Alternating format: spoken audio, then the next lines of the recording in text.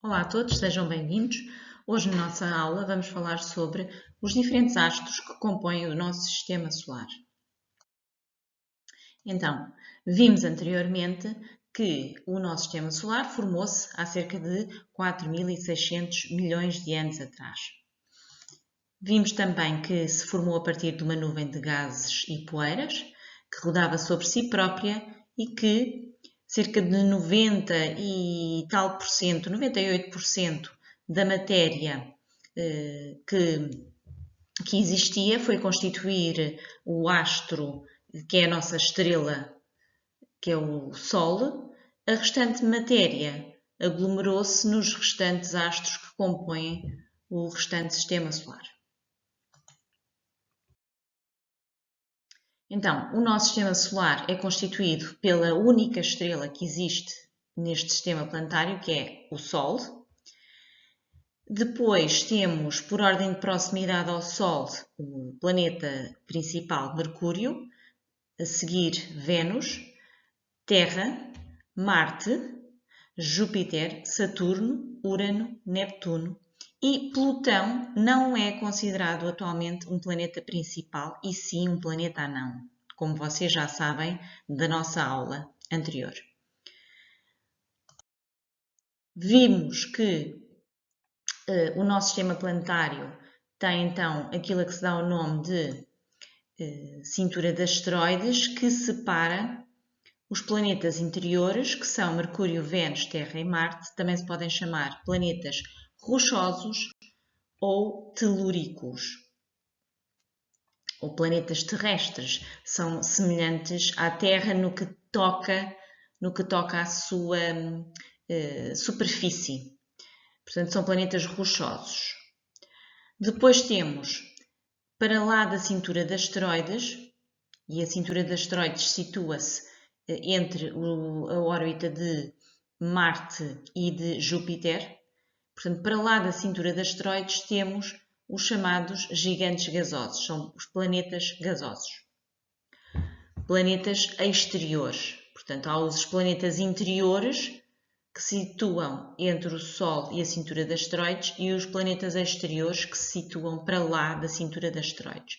Existe ainda uma outra cintura de asteroides, uma faixa de asteroides, para lá de Neptuno,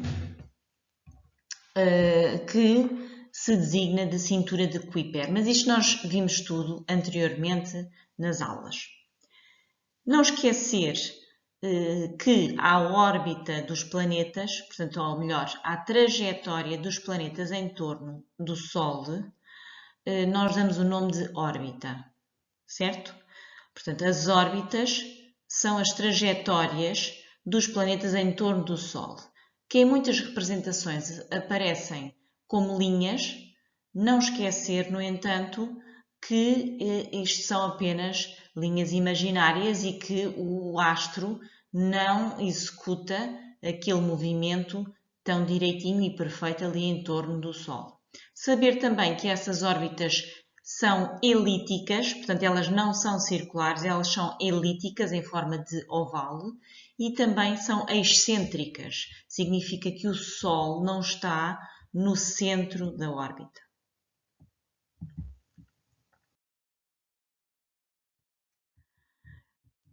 Todos nós já sabemos que os astros executam dois tipos de movimento, portanto, os planetas principais têm o movimento de rotação, que é o movimento que o astro executa em torno do seu próprio eixo. Este movimento dá origem à sucessão dos dias e das noites. Além do movimento de rotação, os astros também executam o movimento de translação. Portanto, os planetas principais executam o movimento de translação em torno do Sol. Isto dá origem à sucessão dos anos.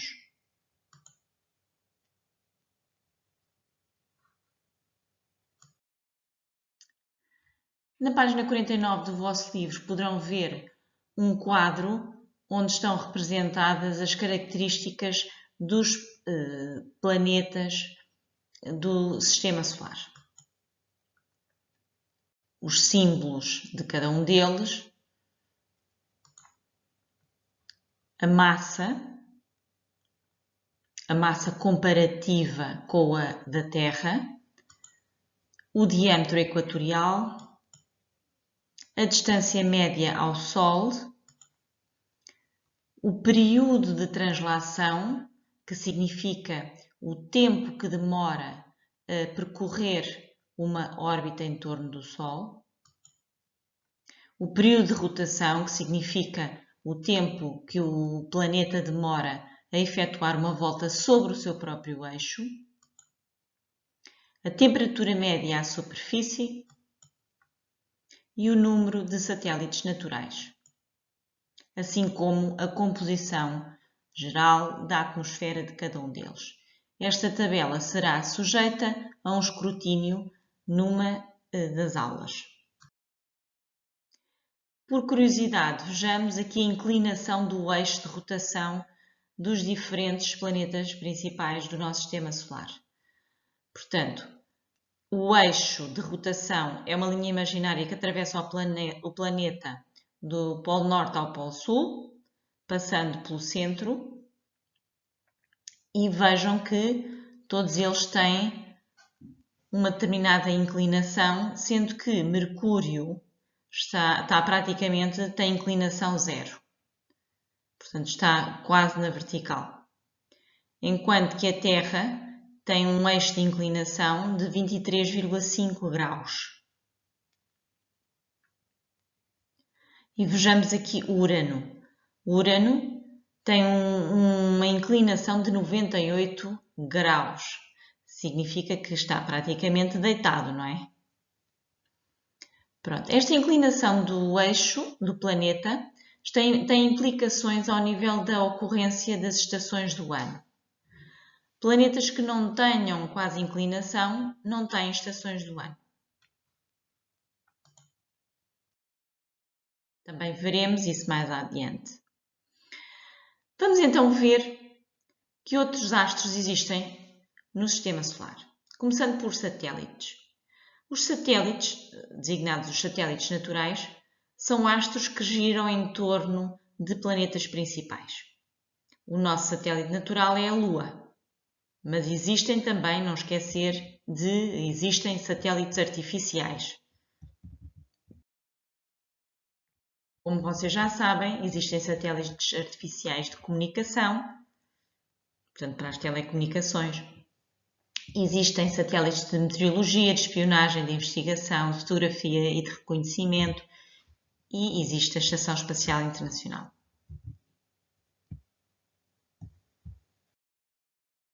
E outras estações espaciais. Relativamente a isto, há a dizer que os satélites artificiais contribuem para o lixo espacial. Quando os deixam de estar ativos, permanecem em órbita à volta do planeta e não são recuperados. Portanto, isto começa a ser um problema ao nível da poluição do espaço. Como sabem, atualmente existem vários destroços que giram em torno do planeta e provocam colisões e danificam naves.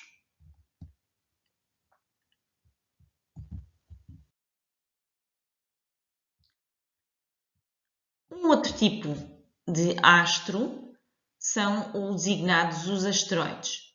Os asteroides podem ser também chamados de planetoides. São pedaços rochosos e metálicos que existem em duas faixas, como vocês já sabem. Uma delas é a que se situa entre Marte e Júpiter.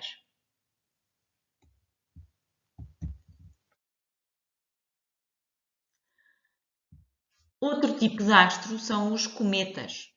Os cometas são astros constituídos principalmente por gelo, grãos de poeira e gás. E o que acontece é que estes astros têm órbitas muito alongadas, portanto, demoram muito tempo a efetuar uma translação em torno do Sol. E a órbita é muito excêntrica. Na zona da órbita em que o cometa está muito afastado do Sol, temperatura é muito baixa e a água que tem encontra-se no estado sólido, portanto, todo ele é matéria sólida. À medida que os cometas se aproximam do Sol, parte do seu gelo vai começando a fundir-se e o gás a expandir-se e os grãos de poeira a libertarem-se. Portanto, forma-se uma nuvem à volta do núcleo do cometa que, por ação do vento solar, origina uma cauda que se orienta sempre na direção oposta ao Sol. Vejamos. A imagem, a preto e branco, vê-se de que lado é que vem o vento solar e para onde está a projetar a cauda de poeira do cometa.